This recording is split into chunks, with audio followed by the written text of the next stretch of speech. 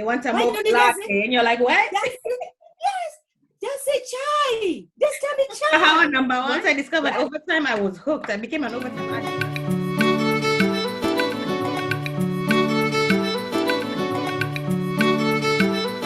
Hi guys, welcome to our channel. We are back again, and this time we're talking about money. So I'm going to start with Sarah and let us know about your first job. Like, how was it? Well, it was interesting. It was very interesting because, when I came from home, I had all these goals, right? I was taken to the airport by the whole village. So I had promised them so many things. And so when I got my first job, I was like, I'm going to fulfill what I told them, right? And so then I worked at Dunkin' Donuts, right? First of all, when you get the job, because you're in training, I wasn't being paid. So I was going home with tips. And a lot of donuts. First check, when I got my first check, I couldn't believe it. Because you put in so much work. I think after 1 week, I got, what, was it $100 or so? Yes. Because I wasn't full-time. Yeah. I wasn't full-time. So then what are you going to do with $100? You know what? I stopped picking up calls from those people I had promised things. That's good. I could do it. Yeah.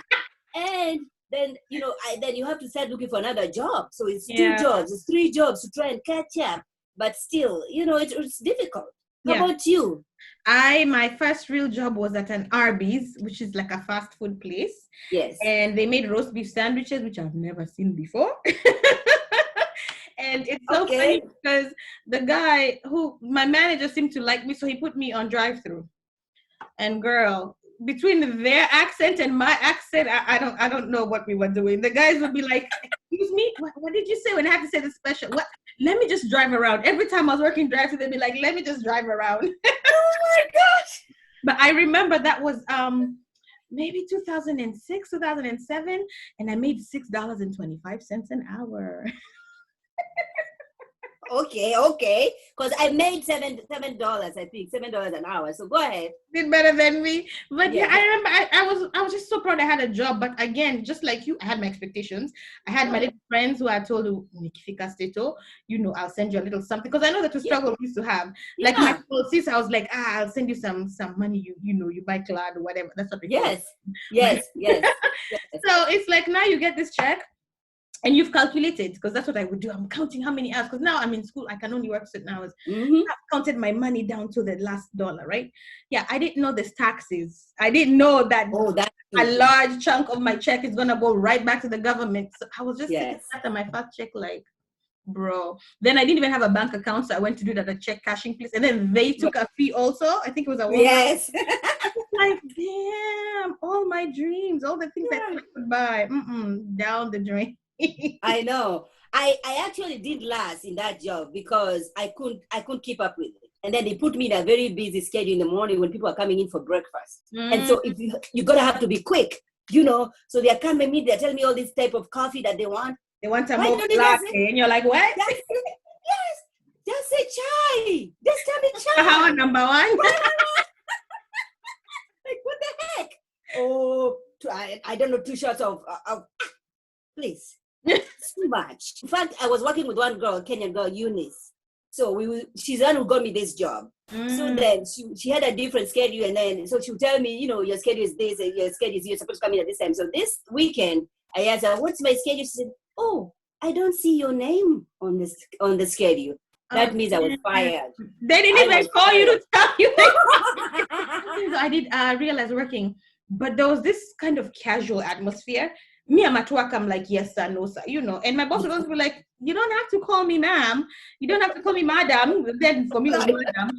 Like, you don't have to call me that. You could just call me Jenny. I'm like, how? One, you're enough to be my mom. 2, you're my boss. How am I going to be Jenny? Yeah. Everyone was just chill. Did you experience that kind of culture at work? Well, yeah. Everybody is, take it easy. Don't come here with yes sir, yes ma'am, and all that kind of, Take it easy. As long as you're doing your job, which I like. And when you do extra hours, they pay you for that. Yes, that's a big one.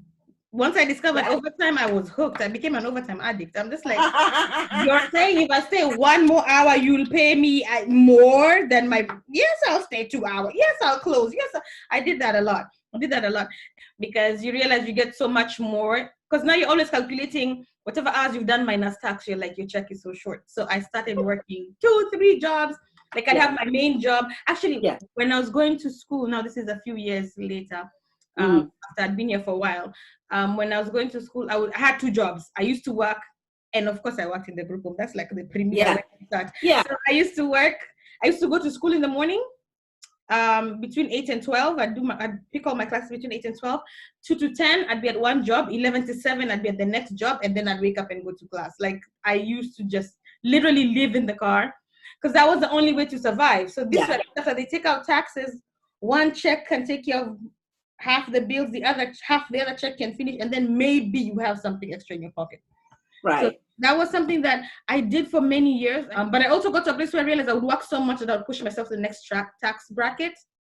So that's another thing I was look out for. I was doing so much. So then when it came time to go file my taxes, I realized I'm at the lower level of the next bracket. So now I've really pushed myself over, because now more has been taken from me than I'm making.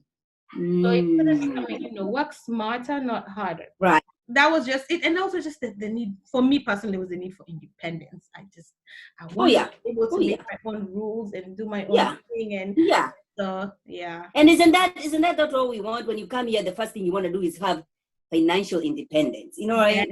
Get your own space, get your own car and all that. Then you realize it takes time. And now talking about cars, why don't you talk to us about credit? Like, that was a shock to me. I never heard of it before. Gosh. So my first credit card that I got, it was 2,500. All right. Hey, yes. That's what you get. I know. But it was, looking back, what a waste. What a waste. Because I'm thinking the bank has given me 2,500, right? And they want me to just be paying them $20. Oh, go to the movies, go shopping, go do all those things. Then you realize, oh my gosh, you're ending up paying them almost like 5,000. Yeah. All right. Because nobody told you that your credit score is very important. Yes. How to build that credit score, right? Did that affect you? Did you get any help, any guidance? No guidance at all. And that's the sad thing, is people want to advise you about all these little things, but not the things that matter the most. And for you guys who don't know it, credit score is like this number that they assign to you based on your history. Like, it's pretty much saying how well you can handle your finances. Right. Okay, so the higher your credit score, the better your finances, as in you don't have as much debt compared to how much you make. So no one told me that. I remember trying to get a cell phone, and they're like, oh, you have to put 150 down because you have no credit. I'm like, but I don't have any debt. But the guy's like, but you don't have any credit history. There's nothing on the books about you. Because I'm like, I haven't borrowed, So once I got to that, I was so disappointed. And then I became obsessed with trying to get the perfect credit, which becomes a hard thing when you're living paycheck. You do have to swipe that credit card. But I do wish somebody told me, if you can't survive without it, forget the credit cards. Yes. Get one credit card maybe to build up. Right. Yes. And whatever you use up on it, pay it off by the end of the month if you can. Now, how did I guess all this is when you're single. So once you became single, how did your financial situation change?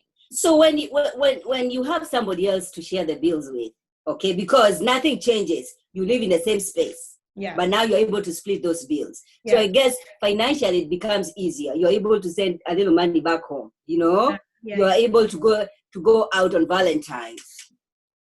But something smart you said, and which many people don't realize, you said live within the same space.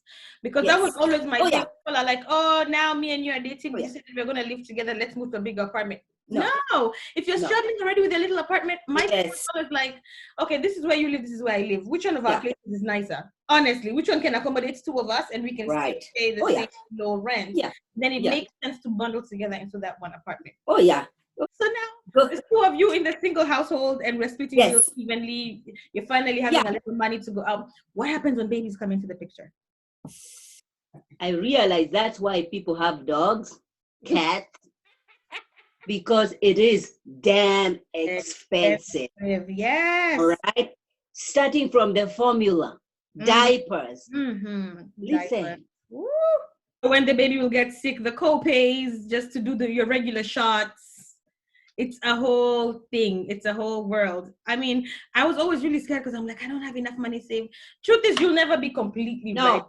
You'll never get ready. It is ready. an expensive venture. You don't just jump into it. You know? Yeah. But how about, so you have kids, right? Yeah. Everything changes. The schedule changes because now you have to figure out who's going to stay with the baby when you're going to work. Now both of you can't even both work at your 9 to 5 or whatever shift. You have to have opposite schedules because somebody's going to be home with the kids, because who can afford childcare?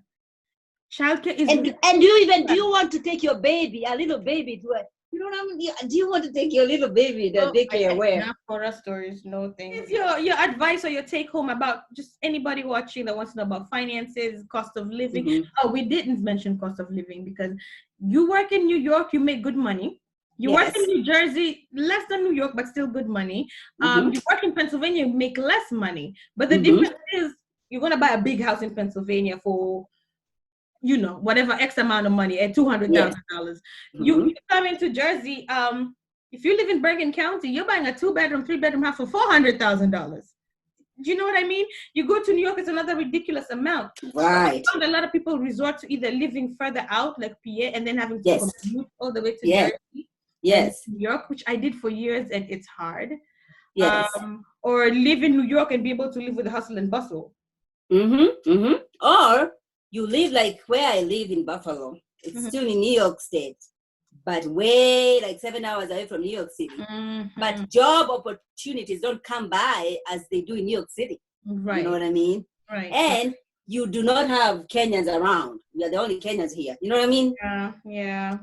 So some advice you would give to guys who, like I said, either coming in fresh or fresh year, or just living and maybe feel like they're drowning in and finance. I would say, please get advice, all right? Especially from, we have financial advisors who can live within your means, people. Oh, yes, that's the number one thing. Forget what you see online. This social media, I love it, but then I love to hate it because people watch other people driving big cars and doing this. Listen, guys get cars on loans. Some people are working 2-3 jobs just to pay that one car note. Okay, people are getting cars repossessed. If you can afford it, fine. But if you can't, slow down. Drive your hoopty. And if you don't even have to have that hoopty, take the bus. Relax. Save the money to buy things. You know, don't run to these rent-a-center and all these places to rent furniture. It's not worth it. There's perfectly good places, Goodwill, Salvation Army. Yes. I find it funny that we want Mtumba at home and now people are scared to shop at Goodwill. But to leave Mtumba at home, like it's the same thing. Be uniquely you and enjoy it. There is no other you in this universe. And there is no competition. There's no competition. Do you? The thing is, take your time. How you were talking about credits and whatever. Don't rush. Take your time. Ask everybody. Learn from everybody. Don't take one person's advice as gospel. Right. Yes. Now that there's so much internet, Google stuff. Find out what's going on before you do it. You know? No, really. A lot of times, if it's too good to be true, it probably is. That's that about that.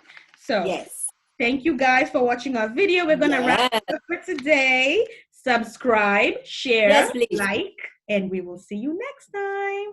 Thank you. Bye-bye.